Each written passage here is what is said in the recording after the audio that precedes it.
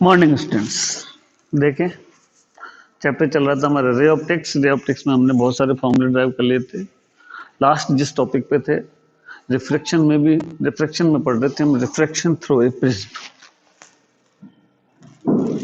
थोड़ा सा वापस रिपीट करें तो डायग्राम में देखें तो ए बी सी एक प्रिज्म है। ए बी जो सरफेस है उसके एल पॉइंट पर के एल इंसिडेंट रे जो नॉर्मल एन वन से इंसिडेंट एंगल आई वन बना रही है। रिफ्लेक्शन के बाद जब ये रेयर मीडियम से डेंसर मीडियम में ट्रेवल करेगी तो नॉर्मल से डिफ्लेक्ट हो जाएगी और नॉर्मल से रिफ्रैक्शन एंगल R1 बनाते हुए प्रिज्म की सरफेस AC के पॉइंट M पर इंसिडेंट होगी। यहाँ R1 रिफ्रैक्शन एंगल है, del1 एंगल ऑफ डेविएशन को शो कर रहा है। जैसे M पॉइंट पर पहुंचेगी फिर मीडियम चेंज होगा। अब ये डेंसर मीडियम से रेयर मीडियम में ट्रेवल करेगी और नॉर्मल से अधिक डिफ्लेक्ट होगी, I2 एंगल बनाते हुए MN पथ को फॉलो करेगी। अगर एरो साइन उल्टे कर दिए जाएं तो इसी पाथ को ये वापस फॉलो करते हुए इधर से निकल जाएगी।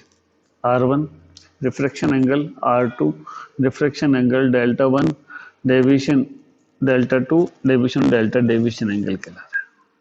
Normal N1 normal N2 prism angle है। देखा था हमने कि the angle between the incident ray and emergent रे, कौन सी भाई?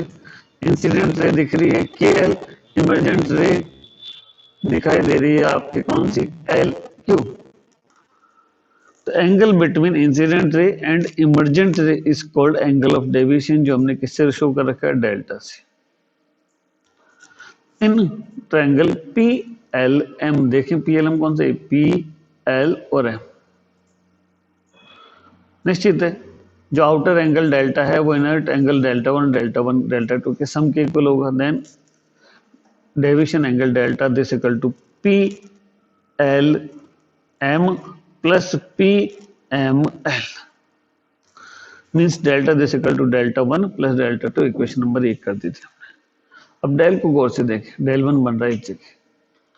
इन दोनों तरफ के एंगल को देखें तो इधर का कंप्लीट एंगल I1, इधर के एंगल हो गए R1 plus delta 1। Then I1 this equal to del 1 plus R1। यहाँ से यदि डेल 1 की वैल्यू निकल ही जाए तो del 1 this equal to I1 minus R1। Similarly other side delta 2 this equal to I2 minus R2। दोनों वैल्यूज को हमने इक्वेशन 1 में सब्स्टिट्यूट कर दी तो इक्वेशन 1 चेंज होके बन गई del this equal to del 1 की value I1 R1 plus del 2 की value to R2 minus R2। I terms को साथ में रख लें, आर टर्म्स को साथ में रख लें तो डेविएशन एंगल की in terms of IR equation बन जाएगी del this equal to I1 plus I2 minus R1 plus R2। Equation number 2। फिर प्रिज्म में ट्रायंगल उठाते हैं हम LOM। डायग्राम में देखिए LOM कौन सा? LO और M। हम जानते हैं जो ट्रायंगल है उसके सारे एंगल्स का सम होता है 180 डिग्री। तो कौन कौन से एंगल देखो? MLO plus OML plus LOM this equal to 180 degree. Angle O plus R1 plus R2 this equal to 180 degree.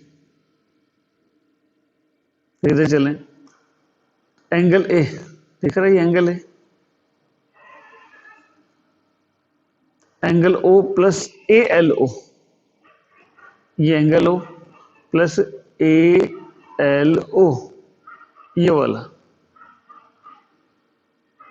Plus angle AMO, AMO दिख रहा है। इसके सारे एंगल्स का सम 360 डिग्री। तो इन सब एंगल को सम करें तो कितना आ गया भाई? 360।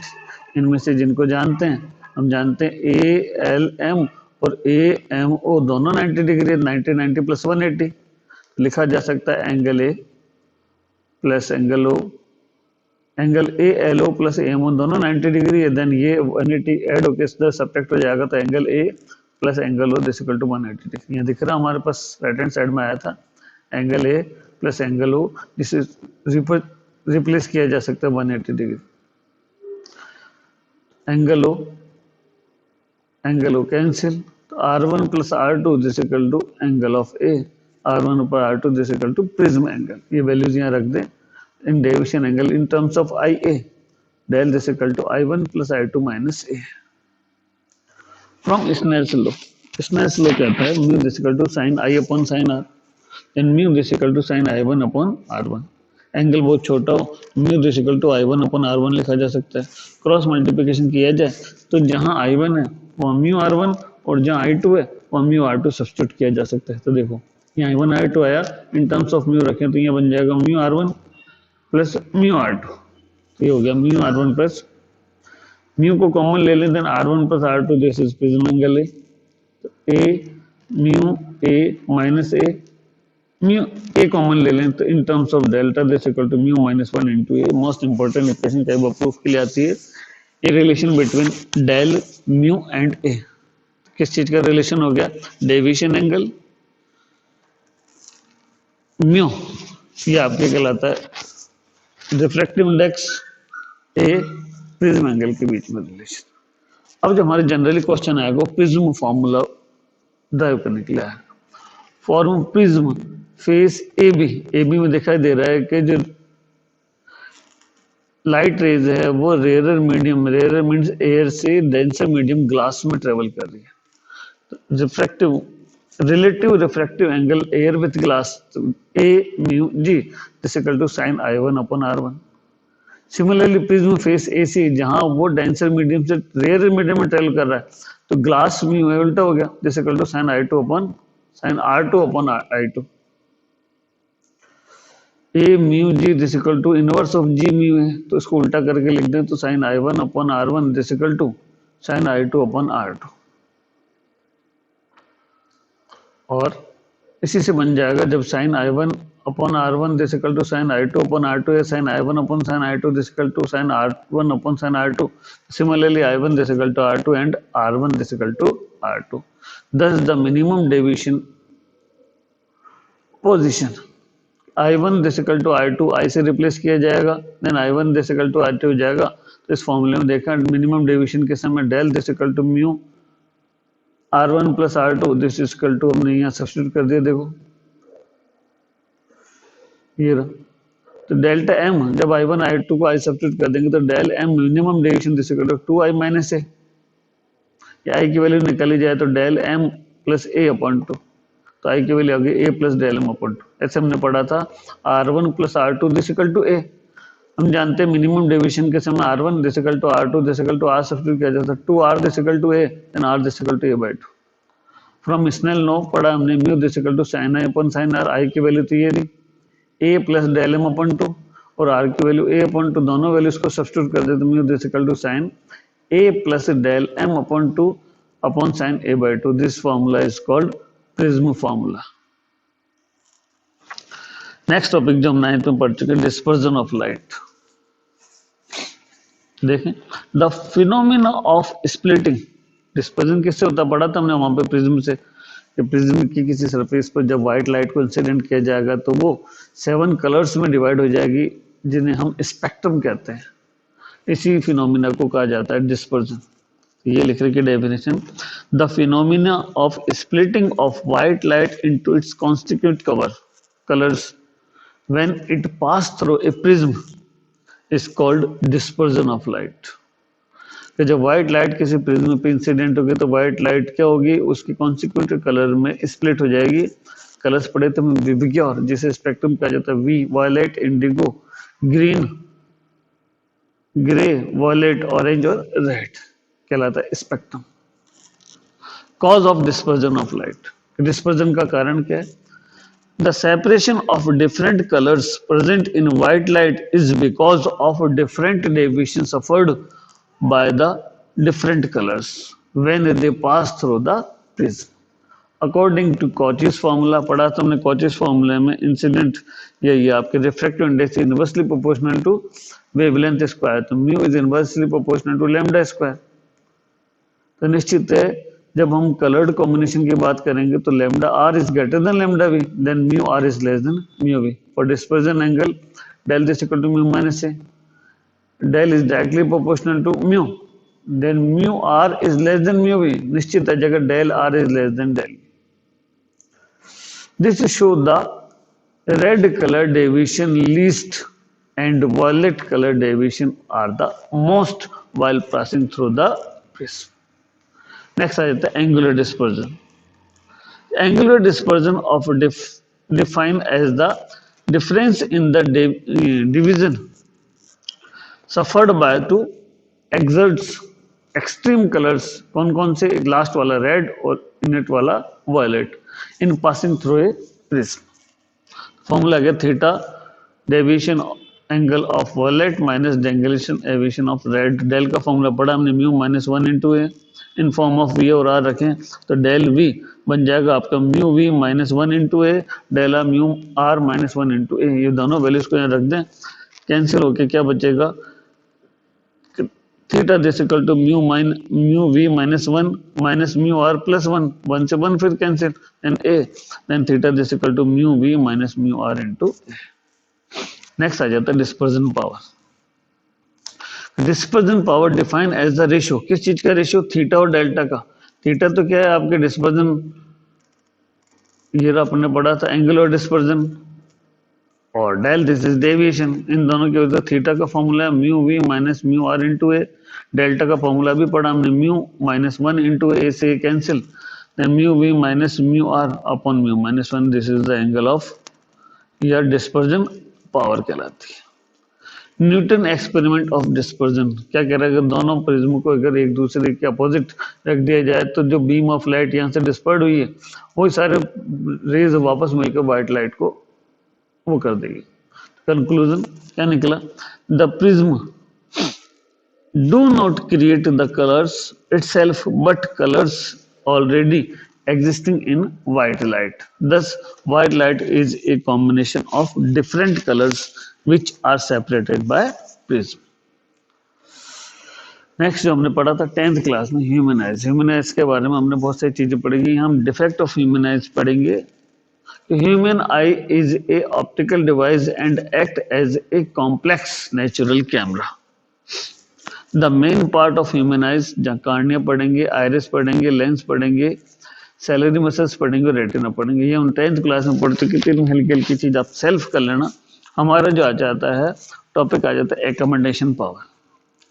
The process by which salary muscles change the focal length of the eye lens in such A way that the sharp image of an object is formed on the retina is known as accommodation power. Least distance of distinct vision पढ़ा था हम 25 centimetre. The distance of the nearest point and the closest point from eye is which is object can be placed so the sharp image is formed on the retina is called least distance or distant vision of the eyes is represented by capital D. Note for a natural eye, normal eye, the least distance is D is equal to 25 centimeter. अब far point बात करें. The far point from an eye at which an object can be placed so that is formed a sharp image on the retina is known as far point. Least point की distance हमने पढ़ी 25 centimetre, जबकि far point की distance infinity मानी गई. किसके लिए? Normal adult eyes के लिए. नोट लिख रखा for a normal adult I the distance of far point is infinite from the eyes. Range of vision. Range of vision का मतलब जो हमारी दृष्टि सीमा है. ये बोल रहा है लीस्ट पॉइंट या लीस्ट डिस्टेंस कैपिटल डी और फार डिस्टेंस के बीच का जो भी रीजन है उसे हम क्या बोलते हैं? Range of vision. The distance between the near point and the far point of an eye is known as range of vision. Next important जो आते हैं वो आते हैं हमारे defect of vision and theory corrections. पहला आ जाता है लाइट लॉन्ग साइटेडनेस और जिसे कहा जाता है फार साइटेडनेस और जिसे कहा जाता है हाइपरमेट्रोपिया क्या कह रहा है? A human I can be distinct object clearly but can not see the near object clearly is said to be suffering from a defect known as hypermetropia. Cause क्या है इसका? The defect arises due to first increase in focal length of the eye lens, second decrease the size of eyeball. As result of the image formed behind the retina के पीछे बनी correction क्या है? A hypermetry eye is corrected by the using a convex lens of suitable focal length. Suitable focal length का अगर convex lens काम में ले जाए तो जो रेटिना के पीछे बन रही थी वो वापस इमेज का बनने लग जाएगी, रेटिना बन जाने लग जाएगी, क्लियर इमेज दिखाई देगी।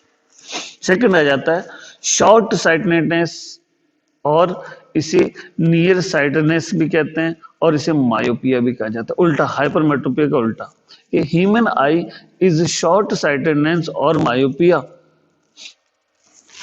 if it can see the near object clearly but unable to clearly the far object. Cause उल्टा this effect arises due to first वहां देखा था increase, यहाँ जाता decrease of focal length of eye lens and increase in the size of eyeball. As a result of this image formed वहां देखा था हमने behind the retina, यह बन जाता है in front of retina. Correction वहां हमने देखा था suitable फोकल लेंथ का कॉन्वेक्स लेंस लेकर इसे दूर किया जा सकता है। यहां लिख रहा है a myopia is corrected by the using of a concave lens of suitable focal length. Next आ जाता है प्रेस बायोपिया। क्या कंडीशन है? वाइल इंक्रीजिंग ऑफ एज, जैसे एज बढ़ती जाती है, the ciliary muscles holding the eye lens weak and the lens losses some of its elasticity. Therefore, the power of accommodation of the eye decreases with the age. This effect is called presbyopia. In this defect, the person cannot see nearby object.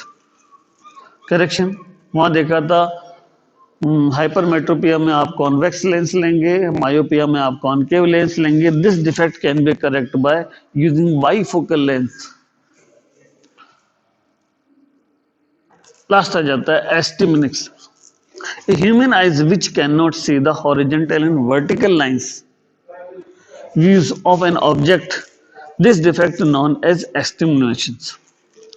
Causes it is due to imperfect spherical nature of eye lens. Correction.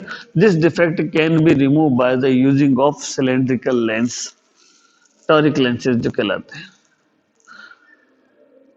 Next आ जाता है हमारा microscope. Next उसके बाद हम पढ़ेंगे compound microscope. ये दो टॉपिक हम नेक्स्ट क्लास में कंप्लीट करेंगे. देन ये चैप्टर कौन सा रे ऑप्टिक्स कंप्लीट हो जाएगा. Thank you.